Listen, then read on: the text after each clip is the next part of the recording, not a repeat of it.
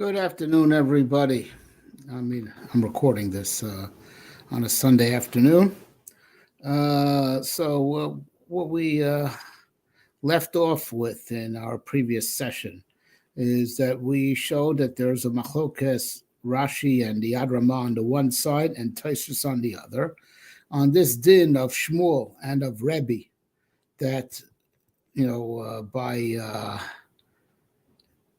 Kli Barzo, smiting someone and killing them with a instrument of iron. The Torah never said the term yad, that it was a handful, meaning to say, which you'd have to estimate that there was enough for the hand to hold on, enough sticking out to hurt the person. It didn't say the term yad, handful, which would mean that we'd have to estimate whether indeed there was enough to have a grip on it, plus, enough sticking out to kill. Because Barzo Mamis Pakoshu, because iron could kill someone with a very minimal amount. Does not need a certain amount of mass. So like both, the Gemara qualified, right? That's talking about Barze Bruze, Barze Mivras rather, which Rashi and Yad Ramah interpreted as puncturing the guy. So even a pin, an iron pin, can kill a person. You stick it in his heart, stick it in his jugular vein, his food pipe. Right. So even a pin, could cause death. But if you hit a person with an iron club, the iron club, since you clubbed him, so you have to weigh it and see if there was enough mass there to do lethal damage, for it to be a death blow. Just no different than you have to estimate, and evaluate the wooden club or a stone. The special power, for lack of a better word, of iron to kill someone with minimal mass is dafka if you puncture him, is the way Rashi and Yad Ramah understand the Gemara, and it makes perfect sense, you would think. So Tosfos asks, well, if it's puncturing, even a thorn, what you do with a needle, you could do with a thorn, and therefore Tosfos changes the pshat that the way that metal could be lethal, even if it has a minimal mass, is that's Mizrav Zarif, which Tosfos clearly understands like Rashi's second shot in the Gemara Yavamis that is being referenced, right? That it causes infection. It causes infection. It causes the fecal. It causes, there's toxicity. So Tosfos clearly understands that, it's possible that a metal wound, a wound caused by metal, a wound caused by metal will get infected, and that'll be the cause of death. And that's something special by metal, wood or stone that cause a cut would not have that type of toxicity necessarily, but, metal, even the minimal amount, could give the guy tetanus or whatever, any type of lethal infection. Now, that's the way Tosfos learns, which is not like Rashi and Yad Ramah. So now, I don't think we could get around, that. I don't think we could get around the fact that. There is a machlokas in Metzias over here. There is a real machlokas in the reality that Tosfos considers it highly realistic that a thorn, anything pointy should not require a shiur, should not require any type of measure, right? So anything pointy, wounding a person by puncturing him in a critical area, like his windpipe, like his jugular artery, like in the heart, a puncture wound does not require mass, right?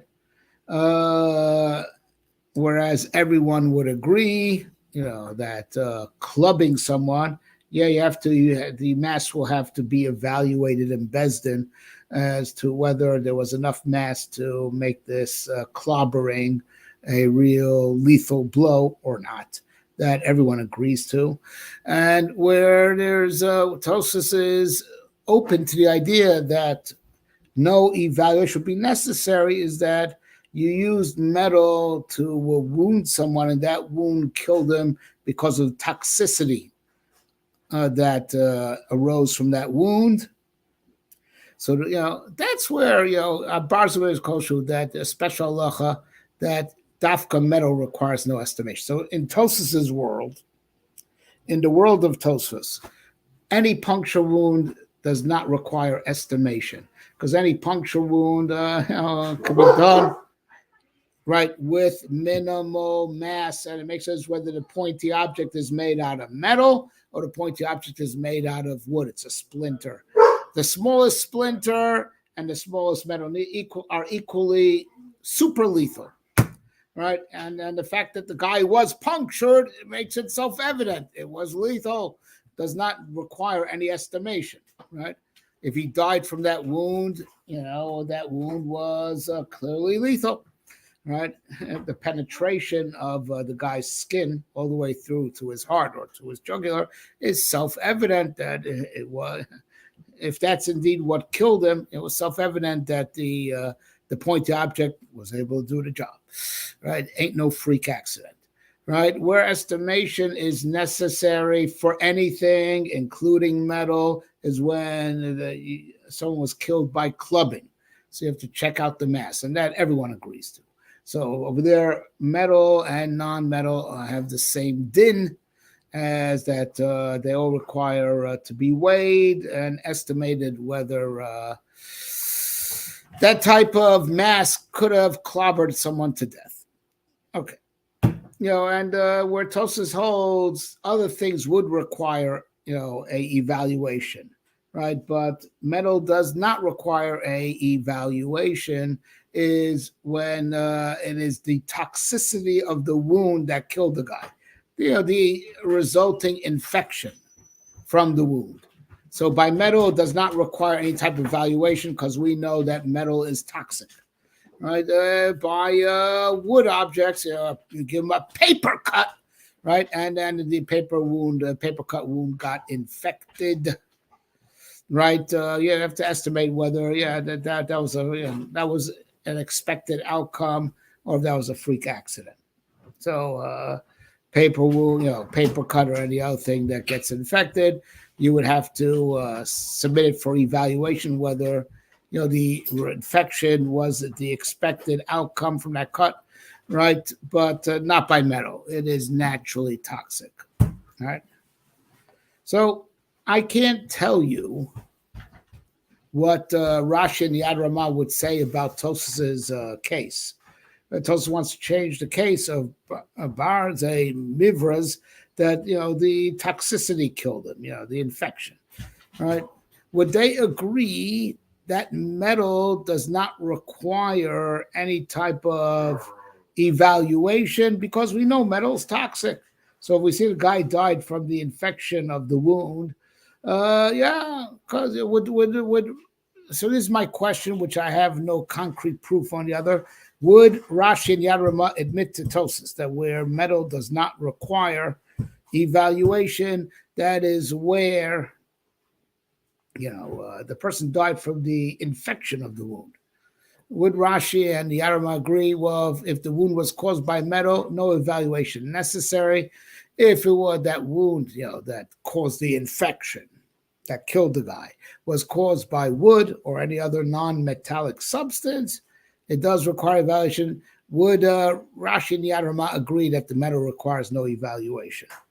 I would think that Tosfos, having a Gemara on his side that about the toxicity of metal, that they ought to. It's loved off since Tosfos has a Gemara on his side, to the reality of the toxicity of metal.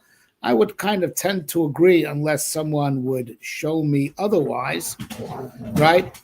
That Rashi and Yad Ramah would, that indeed in that case, metal does not need an estimation either.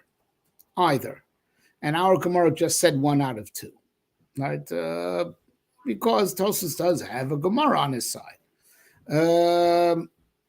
But admittedly, that Gemara that Tosfos referenced, Rashi only in his second shots agrees that that metal is toxic. Rashi in his first shot over there says, metal just makes any wound made by metal, it leaves a terrible wound behind. It's not a clean cut that heals easily, is how Rashi's first shot in that Gemara, and that's how Rashi learns elsewhere in Shas.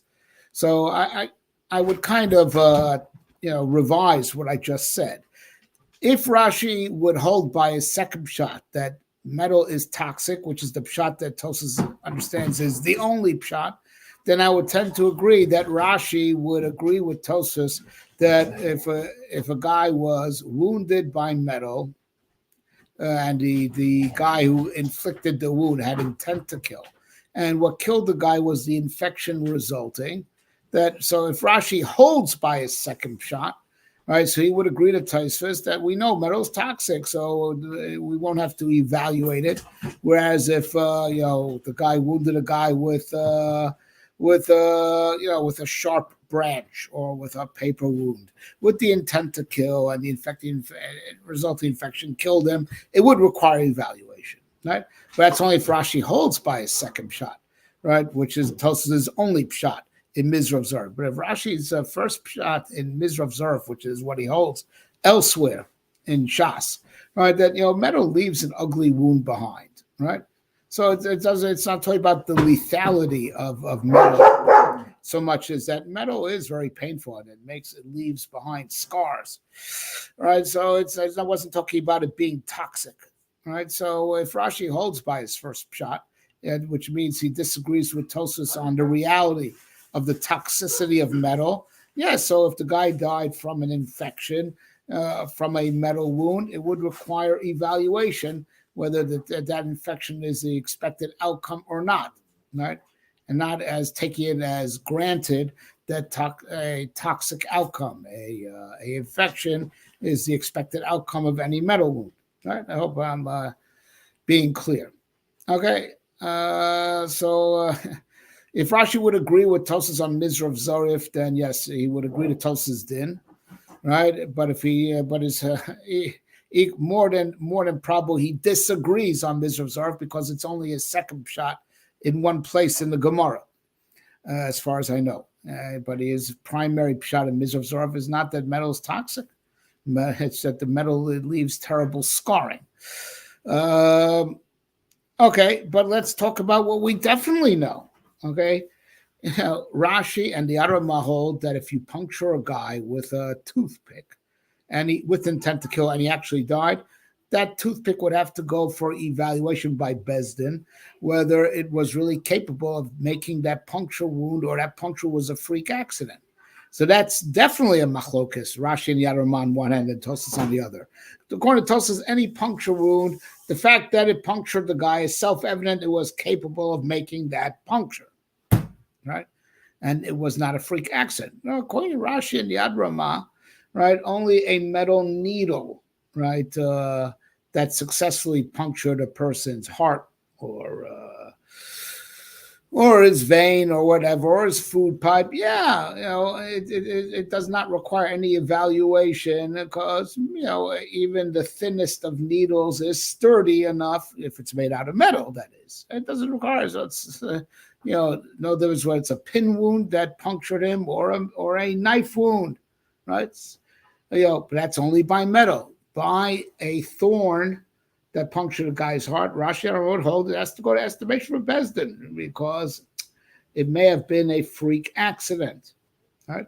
Tosfos doesn't seem to think that any puncture wound could be a freak accident. If it punctured him, it was capable of puncturing him. That's simple, right?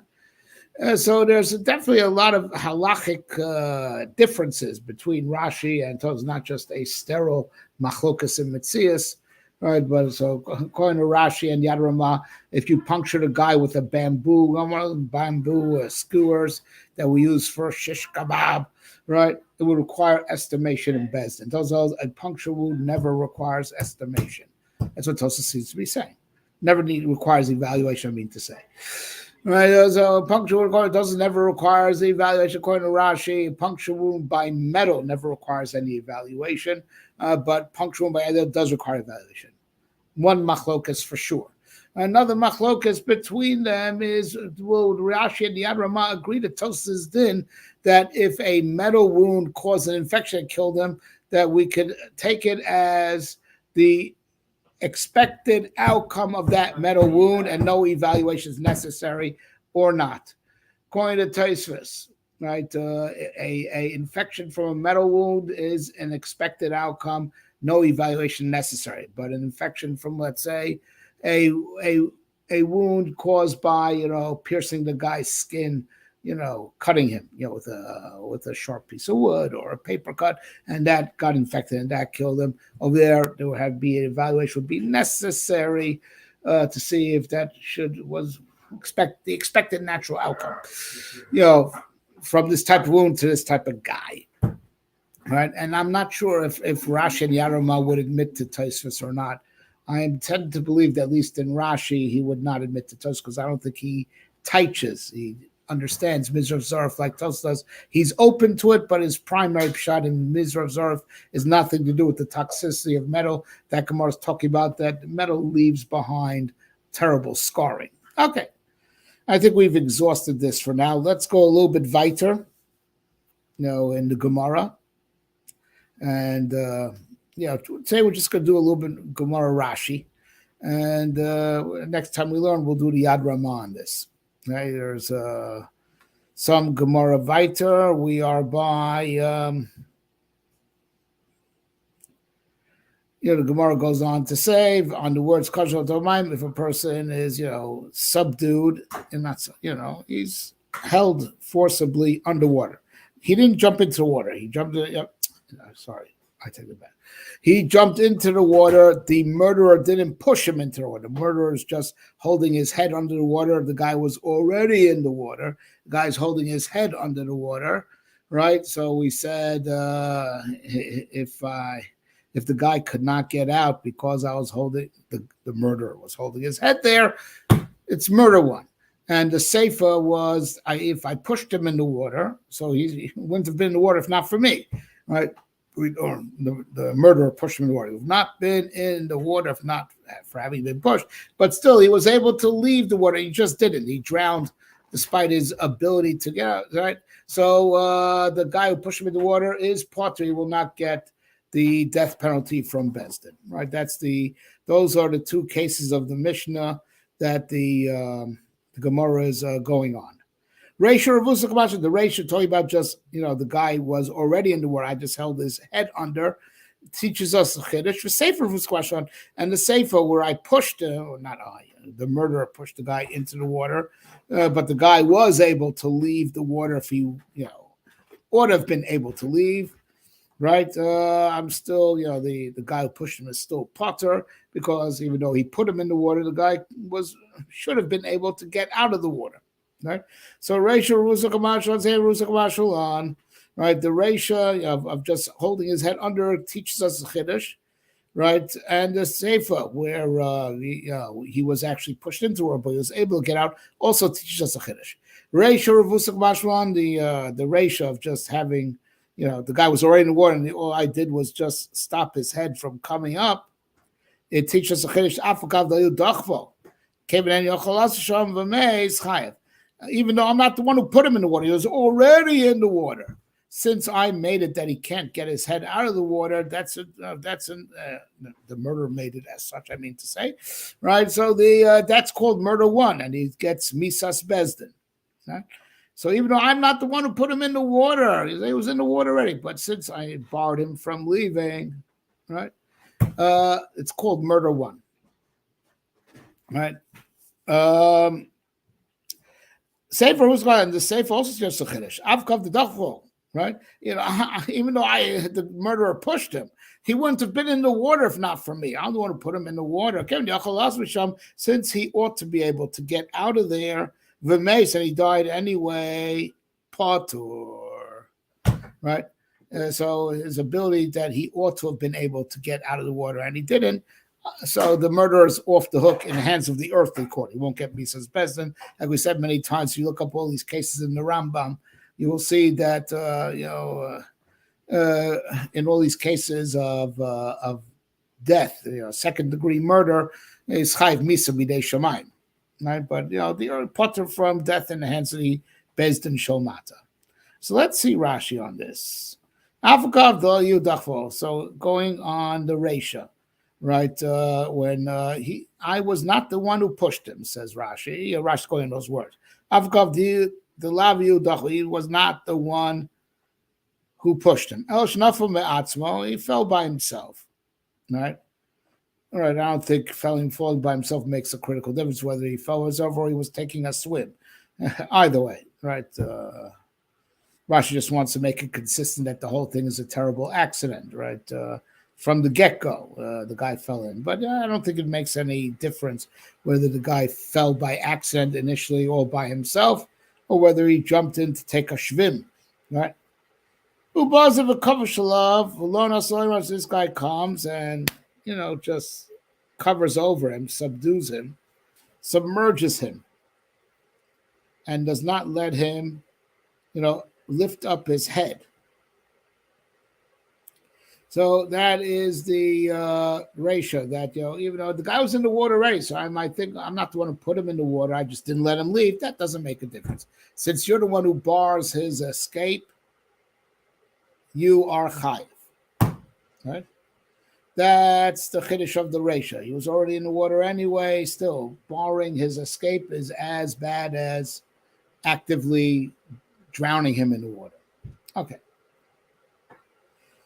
So now the seifa is that even though I pushed him, he wouldn't have been in the water if not for me, since Yachol Alos Misham, since he could get out of there. So now listen to what Rashi says. Adam Acher Kayotze Bazeh, Vishagro, meaning any other person like this guy. This guy was a healthy guy, right? And he should have been able to get out of the water, right? So now, right? Now we're talking about a healthy guy or a guy who knows how to swim, right? Right? We say we take a profile of this guy, his health, his knowledge of swimming, right? This guy, healthy guy who knew how to swim. He ought to have been able to fully, after being pushed in the water, just to come right up and get out. Should have been able to do so. Vishal Gormalo. So, and now it was a bad day. It was a bad hour. He had bad luck. No. Now, what Rashi is clearly what he's adding is Vishal Gormalo, and it's the moment that caused him to die. All right. So, clearly what's bothering Rashi is, well, he's dead, right? He's dead. Now, so you must have killed him, right? So, no. Right, this was a freak accident. It's a freak accident, it was just not his day, right? So whatever happened, he blanked out, whatever, or anything. Not our concern. If the profile of this guy was as such that his health and his knowledge of swimming and the height that he fell from was as such that a guy, with this state of health and with this, ability to swim, ought to be able to easily recover from being pushed into the water from the height that he was pushed from. He ought to be able. So it's a freak accident. So we said, but you kill him. He is dead, isn't he? So must be you killed him. No, sure, go. Bad luck. Bad luck. Something freaky happened. He blanked out, but he wasn't meant to blank out. I mean, have you ever been pushed into a pool by a guy pranked you, pushed you into the pool, right? I've been pushed into a pool plenty, Okay, so you go up caught by surprise, you bob up, This guy, whatever, he went into shock or whatever it is, which is a freak accident, it was, right? Was not the normal expected outcome. Again, we're talking about you like you pushed him into pools. We're not talking about you pushed him off a bridge and he dropped 50 feet where the fall itself could kill a guy. And so he could cause him to lose consciousness. This is what we're talking about. We're talking about like we estimate that the height that he was pushed from, given the guy's house, and we know that the guy knew how to swim. So a guy pushed from this height, excuse me, right, who is of this type of health and has this knowledge of swimming. That's what Rashi says. Adam Kayotzma, someone similar to that, duplicating this, it should have been expected that he could just, bob right back up and get out of the pool. He might be really ticked off, but that was what to expect, from such a push into the water. All right, so but he's dead. Well, bad luck. Yeah, so he blanked out. Yeah, he blanked out. Right, but it was his bad luck that killed him. I did not deal him a death blow. Not me, God forbid. Right, whoever pushed him did not deal him a death blow. Right, now we have to break this down a little bit more. Now, Shah Garmalo, I don't think anyone says, and I don't think you would say he had bad luck and he would have been dead anyway if I would have not pushed him in the water. He was just a ticking time bomb. He would have had a stroke in the middle of the street, I don't think we have to learn the way. And now that I think it's unreasonable to learn that way. I think, it's like, yes, if you would not have pushed him, he'd probably still be alive today. That is true. And that's why you should have a lot of tshuva to do. And that's why also I would believe you're chayiv misa b'dei shamayim, although we have to check this up. All right, we don't have to learn in Rashi, and I don't think we should learn in Rashi that Shah Garmalo this was not his day. His time was coming, and he would have been dead anyway. Right, or at least if you want to say that's Pshan Rashi, prove it to me. I don't think it's reasonable to read that in. I think yes, indeed, if not for the guy who having pushed him, the guy would probably still be alive, but it makes no difference. Right, he didn't deal him a death blow. It has to be that he died from a move that we would say was naturally lethal, meant to be lethal. This wasn't meant to be lethal, meant by nature, I mean to say. It's true, the guy who pushed him meant to kill him, right? But the push into the water, to this type of guy, it was not lethal activity. Right, and but it did kill him. It killed him because of the guy's bad luck, right? But Anachinami, if the guy wouldn't have pushed him, he might still be alive today, right? It's not more Shah Garmalo means the guy would have died anyway. I don't think that's reasonable or correct.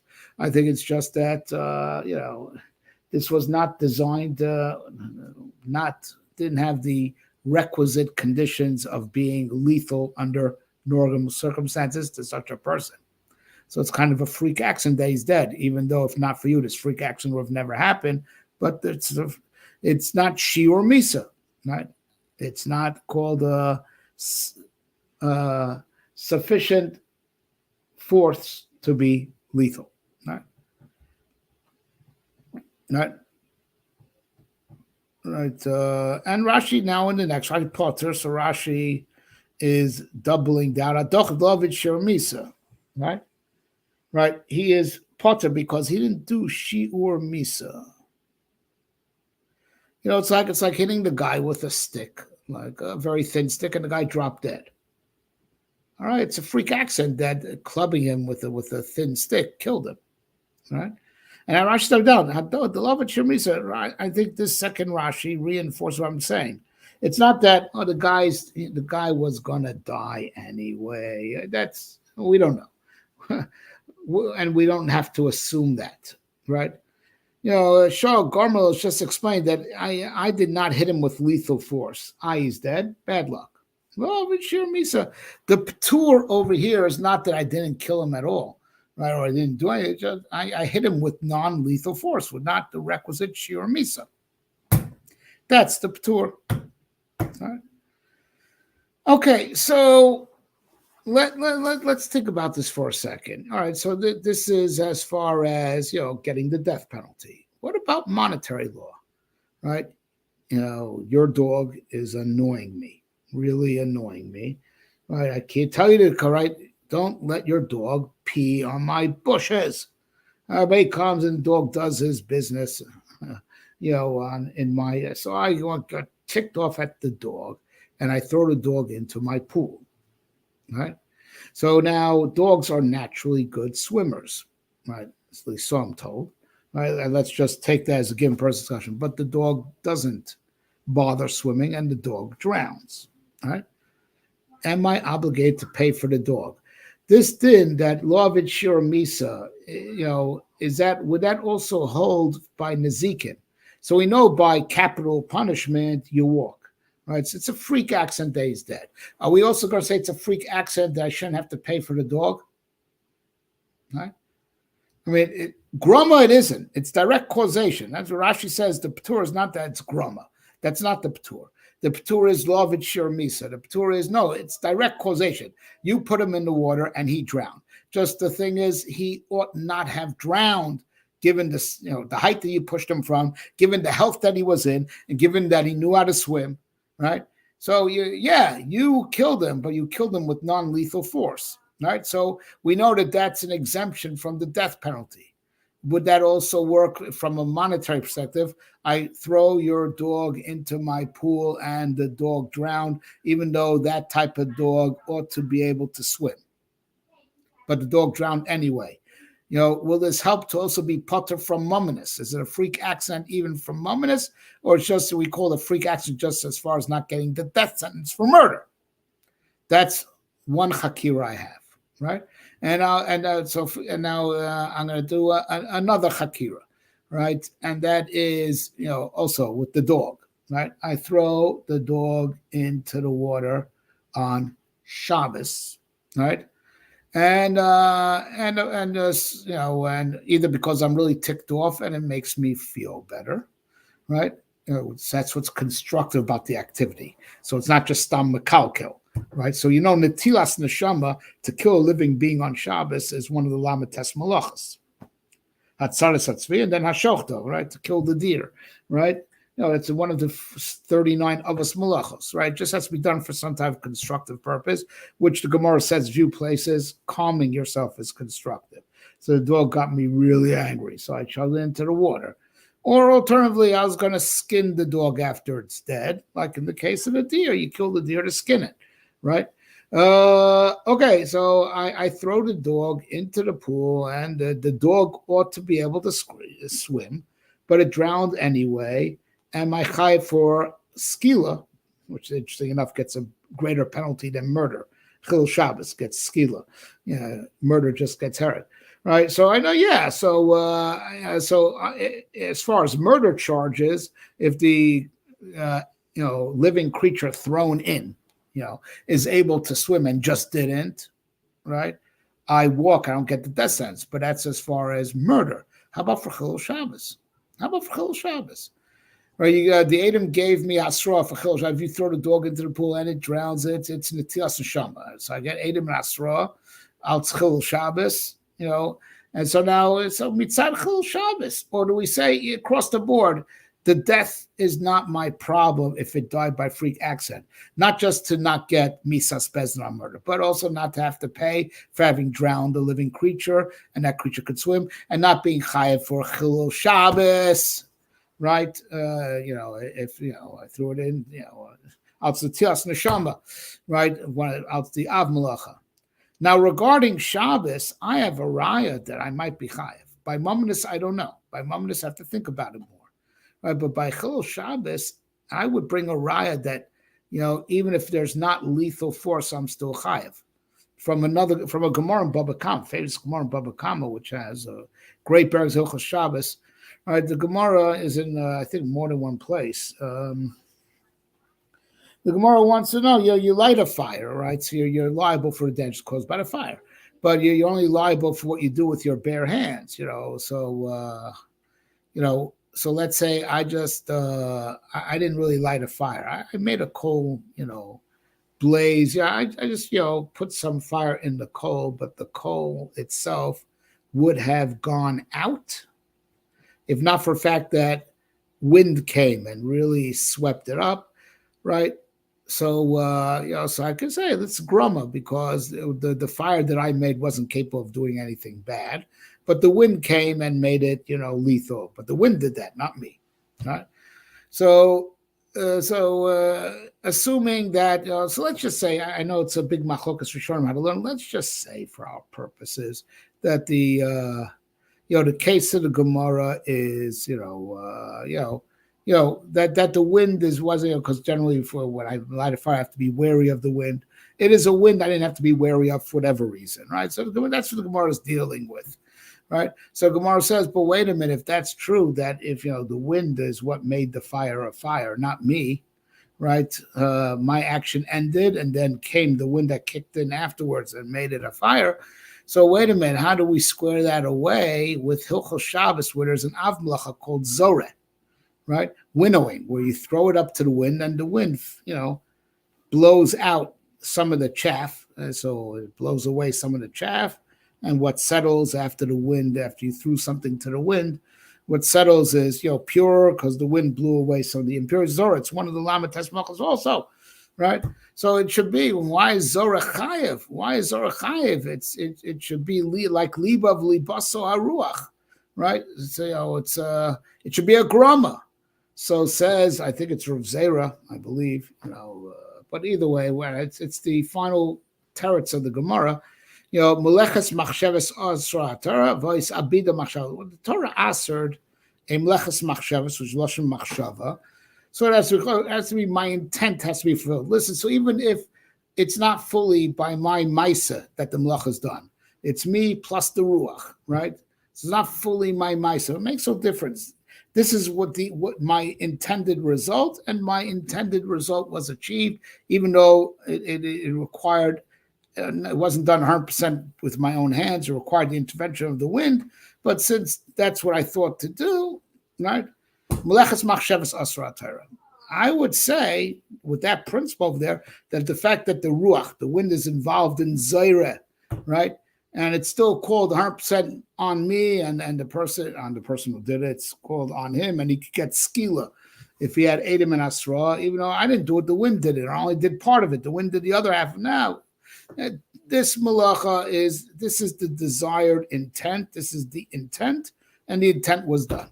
I could use the same principle. So just like over there, despite the wind is involved, I'm still chayev because melechas machshavas. So I would say over here, that if mitzad Chilul Shabbos, I would venture to say, right, that I would think that even though it's not shiur misa necessarily, right, but it was the bad luck, but this was my intent. Maybe, it's if this is my intent, I just want the dog dead. So even if this action wasn't designed to kill the dog necessarily, the dog ought to have been able to escape.